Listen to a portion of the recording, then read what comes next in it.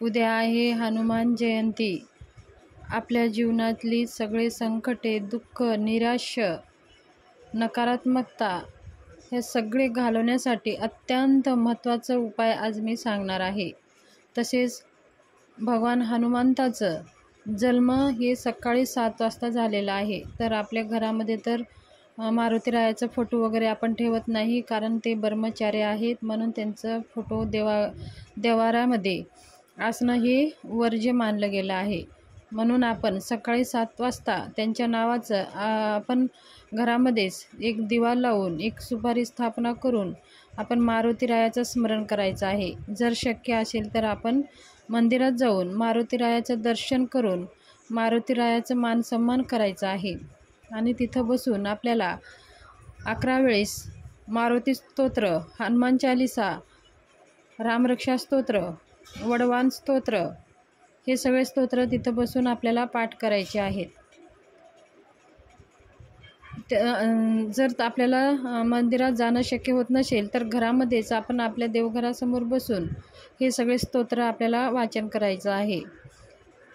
मारुतीराया हे भगवान शंकराचे 12वे अवतार आहेत. म्हणून आपण हे मारुतीराया चिरंजीवी आहेत, आपल्या सगळे दुःख संकटे दूर करणारे आहेत. म्हणून उद्या जास्तीत जास्त आपल्याला भगवान मारुतीरायाची सेवा करायचीच आहे. त्याचबरोबर मारुतीरायाला सगळ्यात प्रिय आहे भगवान श्रीरामाची सेवा. म्हणून मारुती स्तोत्र पाठन करत असताना आपण भगवान श्रीरामाची सेवा आवर्जून करायची आहे. त्या भगवान श्रीरामाची सेवा म्हणजे रामरक्षा स्तोत्र. त्याचबरोबर जय राम जय राम जय श्रीराम ह्या मंत्राचं जास्तीत जास्त आपल्याला जप करायचा आहे. आपल्याला बसून करणं शक्य नसेल तर आपण स्मरण ऐकू शकता किंवा मनातल्या मनातसुद्धा स्मरण करू शकता.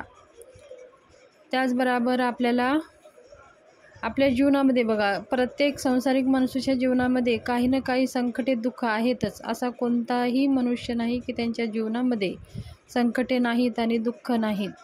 म्हणून आपल्या जीवनातल्या संकटे हारण्यासाठी, आपले दुःख कमी करण्यासाठी हनुमान जयंती म्हणजे भगवान हनुमंताचा जन्मदिवस उद्या आहे. त्या दिवशी काही आपल्याला असे उपाय करायचे आहेत.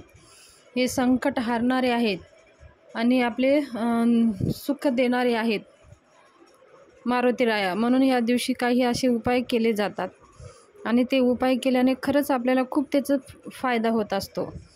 उद्या मारुतीरायाला आपल्याला रुईची पानाची माळ आणि फुलांची माळ घेऊन जायची आहे मंदिरात जाताना, आणि नारळ, खडीसाखर, त्याचबरोबर गूळ आणि फुटाण्याचं नैवेद्य अर्पण करायचं आहे. ह्या वस्तू आपल्याला घेऊन जायचं आहे. आपल्याला जर तुम्हाला समस्या आहेत, आता तुमच्या व्यक्तिगत काही समस्या आहेत, ज्याचे व्यक्तिगत समस्या आहेत त्यांनीच हे उपाय करायचा आहे. आपल्यावरून ही वस्तू ओवाळायची आहे. वस्तू म्हणजे काय, एक नारळ आपल्याला घ्यायचा आहे. नारळ सोलून घ्यायचा आहे. सोलून घेऊन जर समजा आता घरामध्ये तुम्ही 3-4 लोक आहात, जर प्रत्येकांची अलग अलग समस्या असतील तर प्रत्येकांना एक एक नारळ हवा आहे. जर काही प्रत्येकाला समस्या नसतील तर ते एकाला समस्या आहे त्यांनी केलं तरी चालेल, आणि प्रत्येकाला समस्या असेल तर प्रत्येकाने हा उपाय अलग अलग नारळ घेऊन करायचा आहे. एक नारळ घ्यायचा आहे.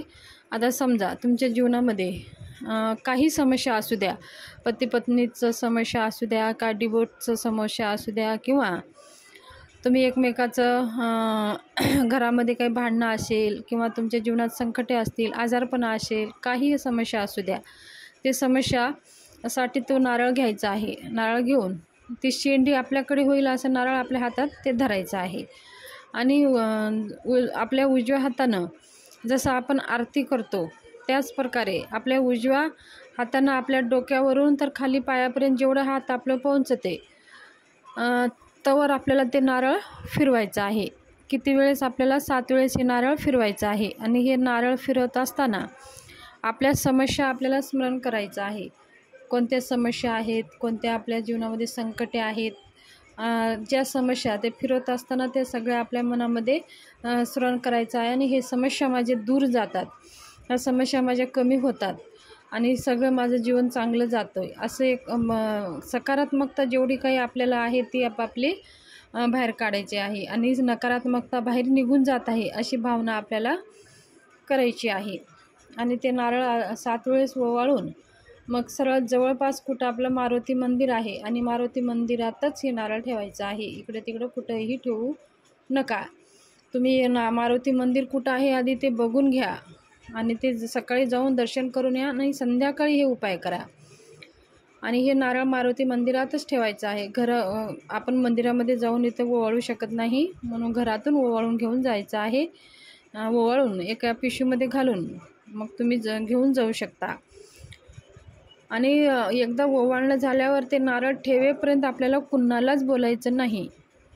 ते न बोलता ते नारळ नेऊन मंदिरात ठेवून जिथं मारुतीरायाचं दर्शन तर मारुतीरायाच्या मूर्तीजवळ जाऊ देत नाही, पण बाहेरच तिचं साहित्य ठेवण्याची जागा केलेली असते किंवा एखादी छोटंसं मारुतीरायाचं मूर्ती वगैरे ठेवून तिथं सगळी व्यवस्था केली जाते. मग तिथं त्यांच्या पायाच्या चरणापाशी ठेवून द्यायचं आहे आणि थोड्या वेळ तिथं बसून मारुती स्तोत्र 1 वेळेस वाचायचं आहे. हनुमान चालीसा आणि रामरक्षा स्तोत्र हे स्तोत्र वाचून मारुतीरायाला विनंती करून आपल्या मनातल्या सगळ्या काही समस्या आहे, संकटे आहे, सगळे दूर व्हावं म्हणून मारुतीला विनंती करून मग आपल्याला घरी यायचं आहे. घरी आल्यावर आपल्याला आपल्या अंगावरती थोडंसं पाणी शिंपडायचं आहे. त्याच्यासाठी आपण 1 बॉटलसुद्धा सोबत घेऊन जायचं आहे किंवा तुमचं एखादी नळ असेल खाली पार्किंगमध्ये, तुमचं घरच्या बाहेर एखादी नळ असू शकतं.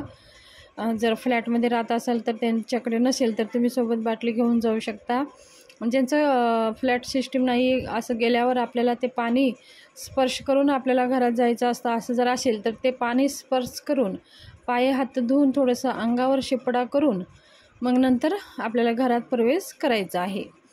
एकदा आपण नारळ ठेवलं का आणि मग नंतर बोललं तरी चालेल, पण ठेवेपर्यंत अजिबात बोलायचं नाही. आणि हे उपाय आपल्याला हनुमान जयंतीच्या दिवशी करायचंच आहे. समजा आता काही कारणाने जर तुम्ही करू शकला नसाल तर आपल्याला हे उपाय दर शनिवारी किंवा अमावस्यालासुद्धा करू शकता.